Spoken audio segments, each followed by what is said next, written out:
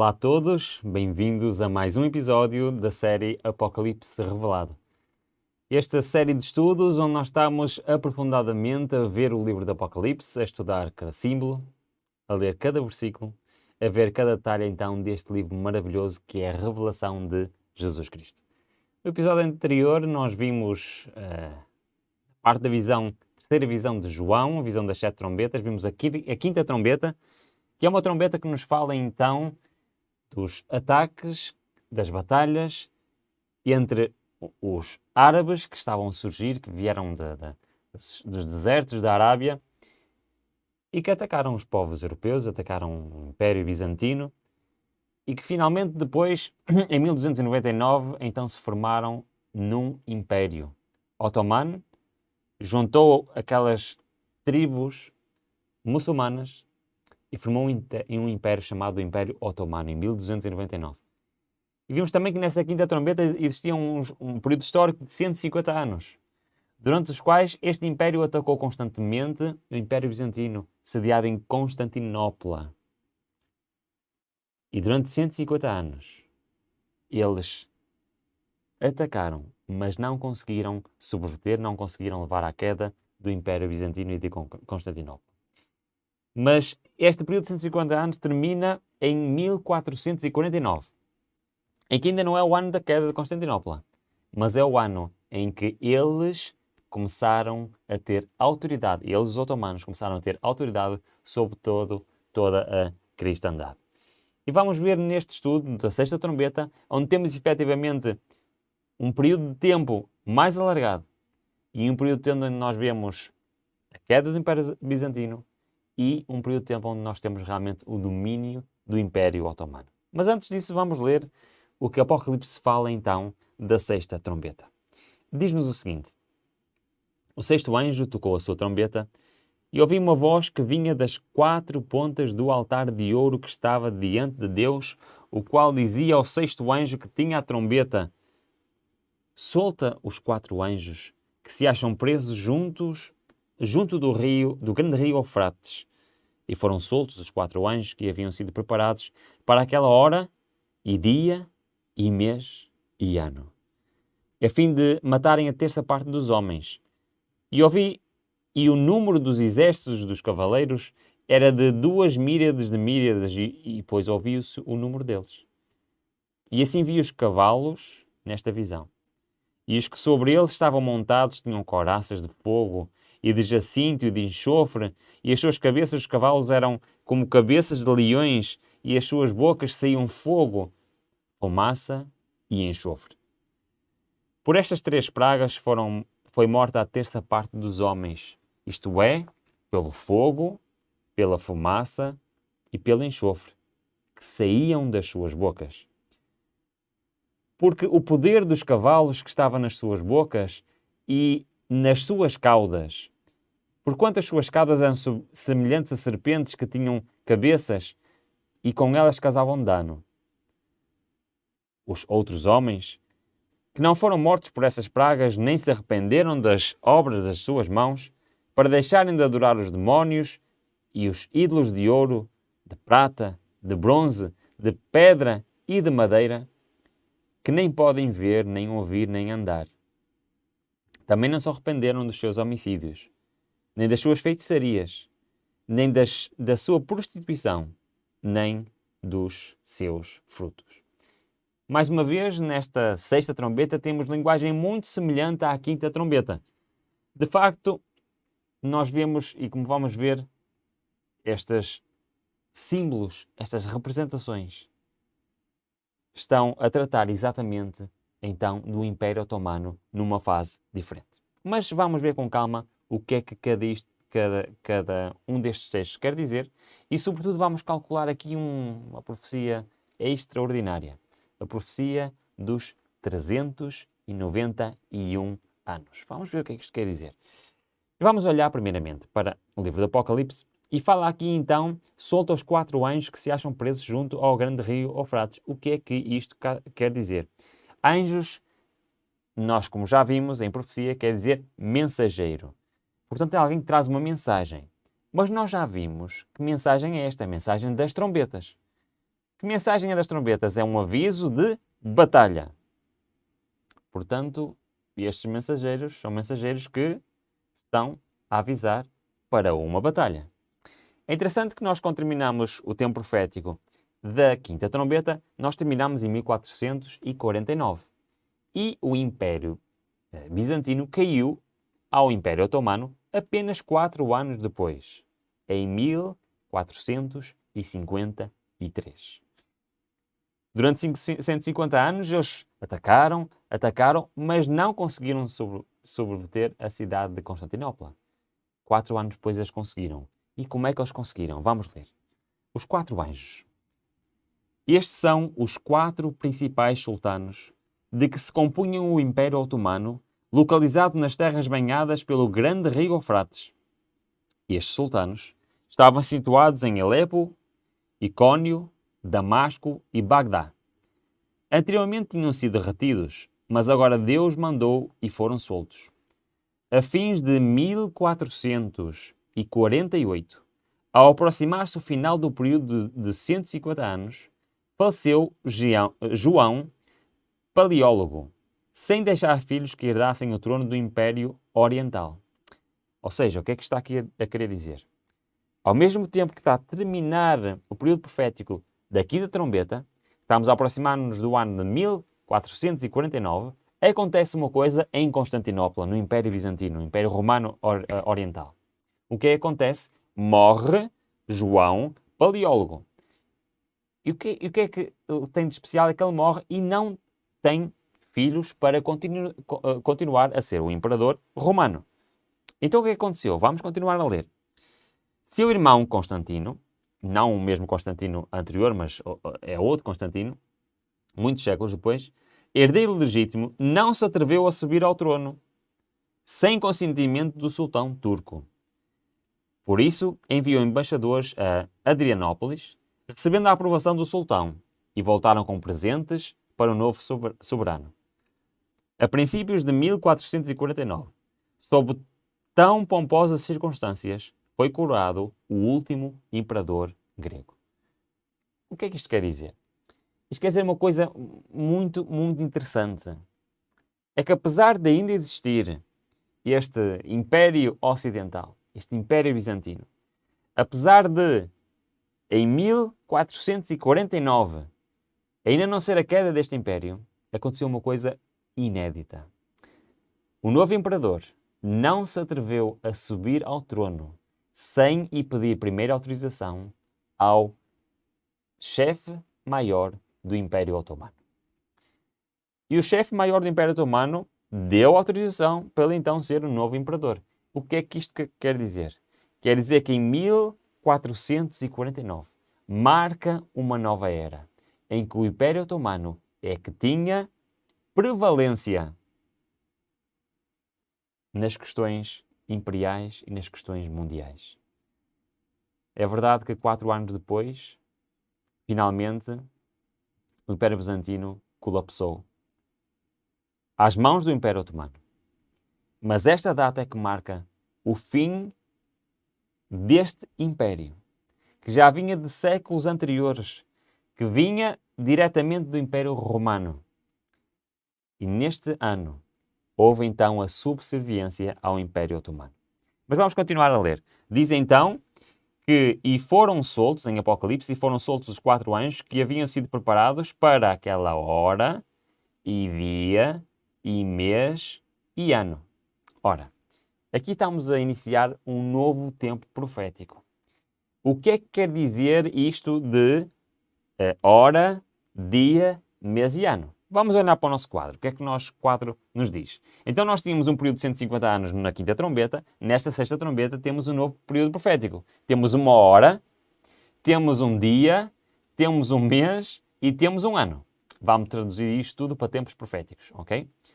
Pondo em prática a nossa fórmula de um ano por cada dia, vemos então que uma hora são 2 semanas, um dia é um ano, um mês, 30 dias no calendário judaico, são 30 anos, e um ano são 360 dias, no calendário judaico dá 360 anos. Somando isto tudo, o que é que nós temos? Temos um período profético, 391 anos e 2 semanas. Ora, no episódio anterior nós já vimos a importância que este cálculo teve na interpretação de todo o capítulo 9. Falámos de um homem, Josias Lintz, que ao fazer este cálculo reparou, bom, esperem lá, há aqui alguma coisa. É que este tempo profético de 391 anos e 2 semanas está quase a chegar. E ele fez os cálculos baseado nos mesmos cálculos que já fizemos, dos cálculos de 150 anos, depois juntou então os 391 anos e 2 semanas e chegou a uma conclusão. Assim como o ano de 1449 marcava o fim da predominância cristã e marcou o início da predominância árabe ou muçulmana, 391 anos depois e 2 semanas chegou ao fim essa prevalência, essa predominância. Mas vamos ler então exatamente o que aconteceu nesta altura. Solta os 4 anjos que se encontram atados junto ao grande rio Eufrates. Foram então soltos os 4 anjos que se achavam preparados para a hora, o dia, o mês e o ano, para que matassem a terça parte dos homens. No ano de 1840, outro notável cumprimento de profecia despertou o interesse geral. Foi exatamente isto. No entanto, 2 anos antes, o tal Josias Lintz, um dos principais pastores que pregavam o segundo advento, publicou uma explicação de Apocalipse 9, predizendo a queda do Império Otomano. Segundo os seus cálculos, esta potência deveria ser subvertida no ano de 1840, no mês de agosto. Já vamos fazer estes cálculos direitinhos, mas vamos continuar a ler o que aconteceu. Começando a findar os 150 anos, ou seja, em 27 de julho de 1449, o período deveria estender-se até 11 de agosto de 1840. A julgar pela maneira como começou a supremacia otomana, lembram-se então que o imperador morreu, não tinha descendência, o seu irmão veio, mas não teve coragem, teve que pedir autorização ao sultão do Império Otomano para ser o imperador do Império Bizantino, ou seja, o fim da supremacia daquele império. Então Josias Lintz pensou assim, bom, se foi assim que começou este período de 391 anos, então ao acabar deve provavelmente acontecer o contrário. Então o que é que ele diz? E vamos voltar a ler, a julgar para a maneira como começou a supremacia otomana, foi por um voluntário reconhecimento por parte do imperador grego de que reinava só com permissão do sultão turco, devíamos naturalmente concluir que a queda ou perda da independência otomana se efetuaria da mesma forma que no fim do período indicado, ou seja, em 11 de agosto de 1840, o sultão submeteria voluntariamente a sua independência à mão dos poderes cristãos. Este homem, ao estudar este capítulo 9, chegou a uma conclusão. 2 anos antes de 1840, ele disse, de acordo com esta profecia, no dia 11 de agosto de 1840, o imperador otomano vai se voltar a submeter aos poderes cristãos europeus. E sabem o que aconteceu? Aconteceu exatamente isso. E a partir deste momento iniciou-se a queda do Império Otomano. Vamos continuar a ler. E poucos dias antes de seu cumprimento escreveu: admitido que o primeiro período de 150 anos se cumpriu exatamente antes que Diacoses, ou seja, Constantino, aquele tal irmão que voltou ao poder, subisse ao trono com permissão dos turcos, e que os 391 anos e 15 dias começaram no final do primeiro período, terminará no dia 11 de agosto de 1840, quando se pode esperar seja abatido o poderio otomano em Constantinopla. E isto, creio eu, verificar-se ser o caso. No mesmo tempo especificado, a Turquia, por intermédio de seus embaixadores, aceitou a proteção das potências aliadas da Europa e, assim, se pôs sob direção das nações cristãs. O acontecimento cumpriu exatamente a predição. Vamos olhar aqui para o nosso quadro e ver. Reparem, João escreveu isto há 2000 anos atrás. E esta profecia, que nos fala de 391 anos e 2 semanas, foi entendida alguns anos antes. precisamente de acordo com o que nós estudámos na primeira visão de João, em que iria existir uma igreja, a sua igreja, num período de 1798 até 1844, em que eles iam entender a verdade, iam entender as profecias, iam entender, redescobrir os mandamentos de Deus. Foi exatamente neste tempo em que estes homens entenderam o verdadeiro significado deste capítulo 9 de Apocalipse. E a sua aplicação ao Império Otomano em duas fases diferentes, quer na quinta, quer na sexta trombeta. E esta interpretação ficou provada exatamente porque previram antes de acontecer que naquele dia, naquele exato dia, o Império Otomano iria se submeter novamente à autoridade das nações cristãs europeias. E qualquer um de vós pode comprovar isto pelos livros da história. Exatamente neste dia isto aconteceu. E iniciou-se então a queda do Império Otomano, que viria a cair alguns anos mais tarde. Eu acho que, de facto, o livro do Apocalipse é um livro extraordinário. Nestes pequenos detalhes nós vemos a beleza, a profundidade e vemos realmente que João foi, de facto, inspirado por Deus. Ele não conseguia entender nada disto que ele estava a escrever. Para ele, isto tudo era um grande mistério. Mas hoje, ao olhar para trás para a história, nós conseguimos realmente ver que a profecia e a história se complementam. E que, basicamente, o livro do Apocalipse é história escrita antes do tempo. Mas vamos continuar, então, com os outros símbolos e perceber exatamente quais são o significado do resto da sexta trombeta. Vamos voltar ao texto do Apocalipse, que nos fala que o número dos exércitos dos cavaleiros eram de 2 miríades de miríades, pois ouvi o número deles. E nos livros de história, vendo realmente o que é que aconteceu, inumeráveis ordens de cavalos e daqueles que os montavam. Gibson, um historicista, descreve assim a primeira invasão do território romano pelos turcos. As miríades de cavalos turcos espalharam-se por uma frente de 600 milhas. 600 milhas são cerca de 1000 quilómetros. Desde Tauro a Erzurum. E o sangue de 130 mil cristãos foi um grato sacrifício ao profeta árabe. O leitor julgará que esta linguagem se aplica ou não a algum número definido. Alguns supõem que é apresentado 2 vezes o número 20.000 e, segundo alguns historiadores, encontram-se esse número de guerreiros turcos no cerco de Constantinopla. Outros pensam que significava 200 milhões.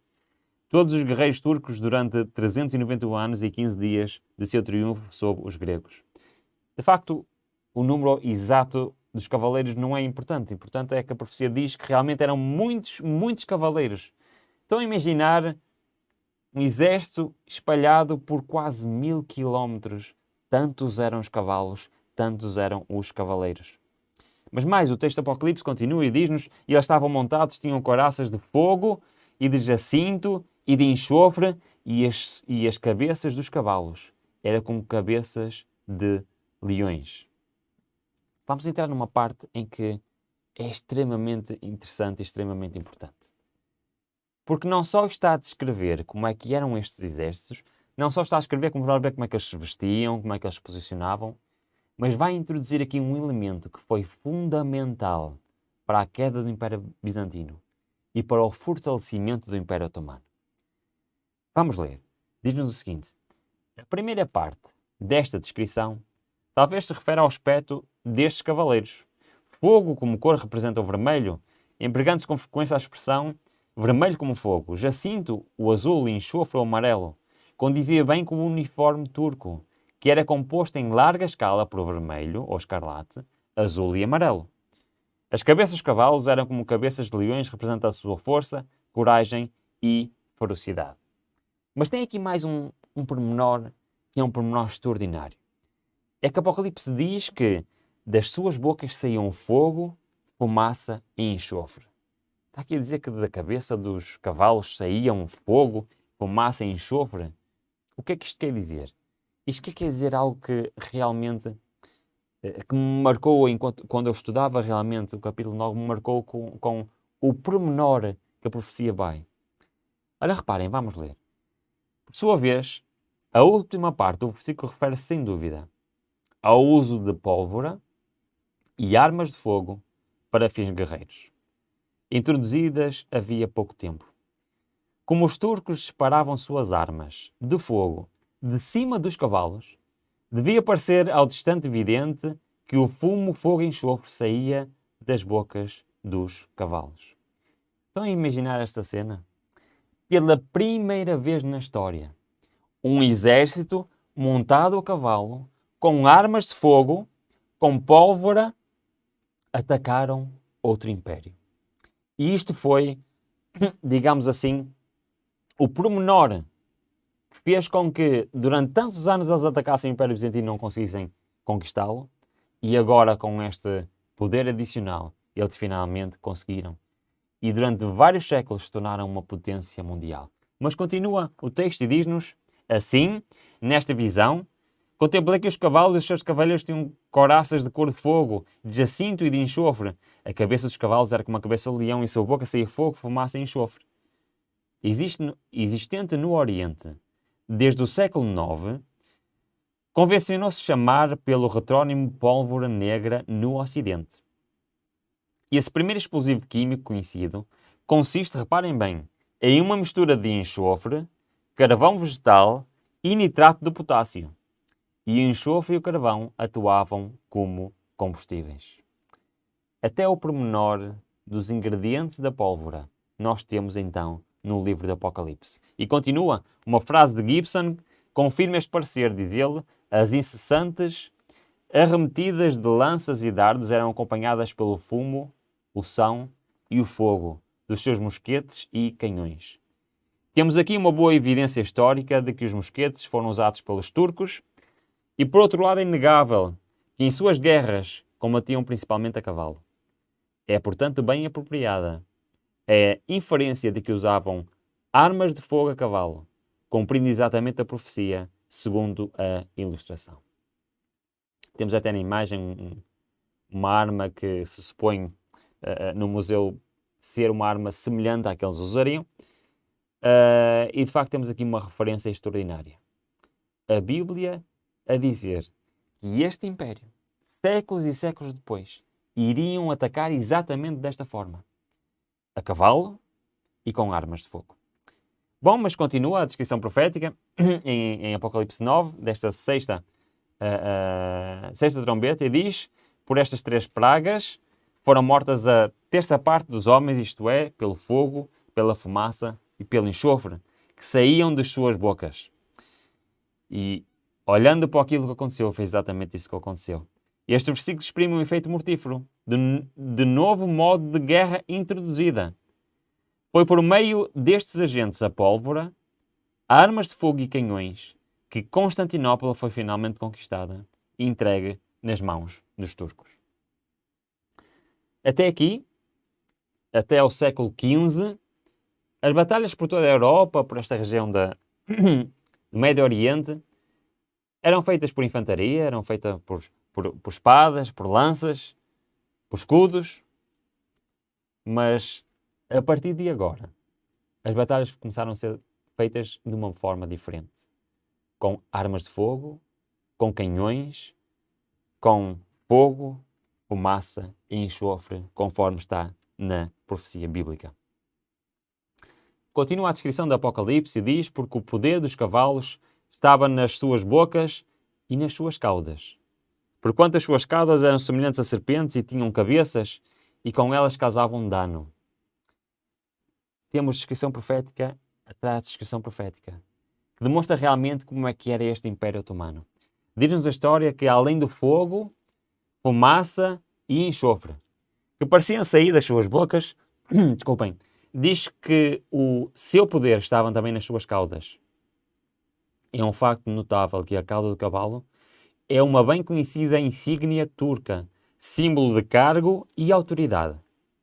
O significado da expressão parece ser que as suas caudas eram um símbolo ou emblema da sua autoridade. É um facto notável que a cauda do cavalo é um conhecido estandarte turco, o símbolo de um cargo e a autoridade.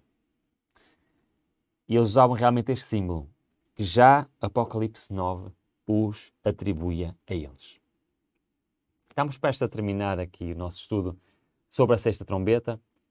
Trata-se realmente de um estudo muito, muito interessante. Vemos tempos proféticos a serem cumpridos, vemos homens que ao estudarem profundamente a Bíblia, como Josias Lentes, antes de acontecer, ele chegou à conclusão que a profecia bíblica indicava que no final desta profecia, novamente o Império Otomano voltaria a estar sujeito ou submetido à força dos países cristãos. E de facto foi isso que aconteceu. Nós vimos que este império, através de armas de fogo, através de canhões, do uso de enxofre, eles finalmente conquistaram Constantinopla. Finalmente derrubaram e terminaram completamente ainda o remanescente do Império Romano que ainda existia nesta zona do mundo. É muito interessante que, por muitas coisas que acontecem neste mundo, há uma coisa que nós podemos ter a certeza sempre, que é a profecia bíblica se cumpre sempre exatamente como está escrita. A Bíblia tem mais de 1000 profecias diferentes. Até hoje, a grande maioria delas já estão no passado. Sabem quantas se cumpriram exatamente como estão escritas? Cada uma delas. Até hoje não houve uma única profecia bíblica que não fosse condicional, que não se cumprisse exatamente como está escrito. É certo que por vezes apenas foram compreendidas bem perto da altura em que se iam cumprir, ou algumas até depois de se cumprirem. Mas o que é certo é que nada até hoje falhou. E eu estou a dizer isto agora porque nós estamos a aproximar de uma parte do livro de Apocalipse, em que estamos prestes a deixar a história, prestes a deixar o passado e começar então a estudar o futuro. O que é que está prestes a acontecer? Mas é muito importante nós vermos esta parte histórica do livro do Apocalipse. Porquê? Porque ao vermos que as profecias se cumpriram exatamente como aqui estão, podemos ter a certeza que aquelas que estão no futuro também vão se cumprir exatamente como aqui estão escritos. Vamos então terminar este estudo da sexta trombeta com a leitura do final do versículo do capítulo 9 do Apocalipse, que nos diz o seguinte: os outros homens que não foram mortos por esta praga não se arrependeram das obras das suas mãos, para deixarem de adorar os demónios e os ídolos de ouro, de prata, de bronze, de pedra e de madeira, que nem podem ver, nem podem ouvir, nem podem andar. Também não se arrependeram dos seus homicídios, das suas feitiçarias, nem da sua prostituição, nem dos seus frutos. Este texto está aqui, parece estar um pouco deslocado de toda a descrição profética do capítulo 9, mas não está. Se bem se lembram, quando nós começámos o estudo desta visão, nós vimos que as trombetas eram avisos. Avisos para quem? Avisos para os homens, para os povos cristãos, de que os juízos de Deus iriam começar a cair sobre eles. E porquê? Porque os cristãos se apostataram, se desviaram. E foi precisamente a partir da data em que Constantino corrompeu a Igreja Cristã que os julgamentos começaram a cair nas nações cristãs. É muito interessante porque nas primeiras 4 trombetas nós temos o ataque dos povos bárbaros ao Império Romano, que se diziam Império Cristão. Depois, finalmente, na 5ª e 6ª trombeta temos o ataque dos árabes, dos otomanos, à parte que sobrou na parte oriental. E finalmente a queda de Constantinopla. E vemos que durante anos houve então a supremacia deste império, do Império Otomano. Mas tudo isto era o plano de Deus para chamar a atenção do povo cristão. De que se tinham virado para a idolatria, como diz o texto, vamos olhar mais uma vez para o texto. Aqueles que sobreviveram não se arrependeram do que estavam a fazer. Não pararam de adorar os demónios, de adorar os ídolos de ouro, de prata, de bronze, de pedra, de madeira, que não podem ver, nem ouvir, nem andar. Tudo isto eram avisos de Deus à sua igreja, ao seu povo, que se corrompeu, que deixou a doutrina pura.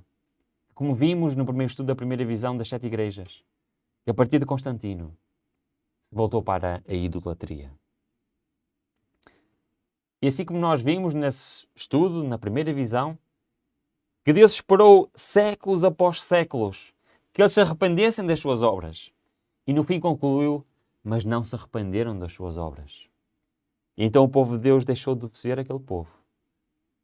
E Deus suscitou um novo povo, desta vez na parte norte da América, que representa as últimas 2 igrejas. Aqui nós temos um outro paralelo, que é o paralelo dos avisos que Deus deu aos povos cristãos que se deviam de arrepender. E todas estas batalhas deviam ter sido encaradas como avisos de Deus. Mas qual foi a conclusão de tudo isto? Qual foi a conclusão da primeira, segunda, terceira, quarta, quinta trombeta? Foi exatamente esta. Vamos olhar outra vez para o texto. Diz assim: também não se arrependeram de seus homicídios, nem das suas feitiçarias, nem da sua prostituição, nem dos seus frutos. Os povos cristãos da Europa, apesar de tantos avisos da parte de Deus, de tantas trombetas a tocar, não se arrependeram. Então Deus finalmente os rejeitou como seu povo. Vamos ler então a conclusão deste estudo, que nos diz: Deus quer que os homens tomem nota dos seus juízos e recebam as lições que por eles deseja dar-lhes. Mas quão tardos são em aprender e quão cegos às indicações da providência. Os eventos ocorridos sob a 6ª trombeta constituíram o segundo ai. E não levaram os homens a melhorar na conduta imoral. Os que deles escaparam nada aprenderam de sua manifestação na terra. As hordas de sarracenos e turcos foram soltas sobre a cristandade apóstata como flagelo e castigo. Os homens sofreram o castigo, mas não aprenderam dele nenhuma lição. É de facto, se calhar, uma visão triste. Como Deus tentou século após século avisar, chamar a atenção, mas nem com todos estes flagelos. E eles se arrependeram e aprenderam a lição. Isto é muito importante para nós percebermos depois a 7ª trombeta no próximo episódio. No próximo episódio nós vamos, como sabem, na estrutura profética das visões temos a descrição profética, primeira introdução no céu, descrição profética, as 6 primeiros assuntos. Depois temos 2 intervalos e depois o 7º. Como vamos ver no 7º, há uma coisa muito importante. É que o último ai, a última trombeta, já nos diz respeito a nós. E será que nós seremos como estes que se recusaram a aprender? Será que nós somos como estes que, apesar de ver o que está a acontecer, não reparamos que eram avisos da parte de Deus? Deus está a avisar cada um de nós hoje. Deus tem uma missão para nós hoje. E tem essa missão relevância profética. Eu queria terminar com um quadro onde resume o que nós tivemos a ver. Neste quadro nós vemos então o que é a quinta e o que foi a quinta e a 6ª trombeta. Temos o Império Otomano antes da queda do Império Bizantino, sem supremacia sobre os povos da Europa, que culminou com um período profético de 150 anos, desde 27 de julho de 1299 a 27 de julho de 1449, quando finalmente o novo e último imperador deste império foi ter com o sultão e disse: posso ser imperador? E ele disse: sim, podes. Se submeteu à autoridade do Império Otomano. E com isto começou um novo período profético, que corresponde à 6ª trombeta, em que temos o Império Otomano durante e após a queda do Império Bizantino, com supremacia sobre os povos da Europa. Um período profético de 391 dias e 1 hora, ou seja, 390 anos e 2 semanas, que correspondeu desde 27 de julho de 1499 até 11 de agosto de 1840. No próximo episódio nós vamos ver algo de extraordinário. É que assim como na quinta trombeta, houve um período de 4 anos entre o final da trombeta, ou seja, eles se submeteram ao poder otomano e à queda do Império, que ocorreu em 1553, podem ver em qualquer enciclopédia, 4 anos depois. Também agora na sexta trombeta, como vamos ver na relação à sétima trombeta, há aqui um período de 4 anos que tem uma importância profética extraordinária, desde 1840 até 1844. E por isso deixo já o desafio. Não percam o próximo episódio, onde nós vamos concluir esta terceira visão de João, das 7 trombetas. Vai ser um episódio em que vamos ver coisas fundamentais para a nossa própria vida espiritual e para aquilo que hoje está a acontecer lá no céu. O convite está feito e até lá o meu desejo é que Deus vos abençoe. Olá, gostou deste vídeo? Então apoie o nosso canal. Existem 3 maneiras simples de o fazer. Primeira, faça um like neste vídeo. Segunda, subscreva o nosso canal. E terceira, partilhe este vídeo. Ao partilhar este vídeo, está a partilhar o Evangelho.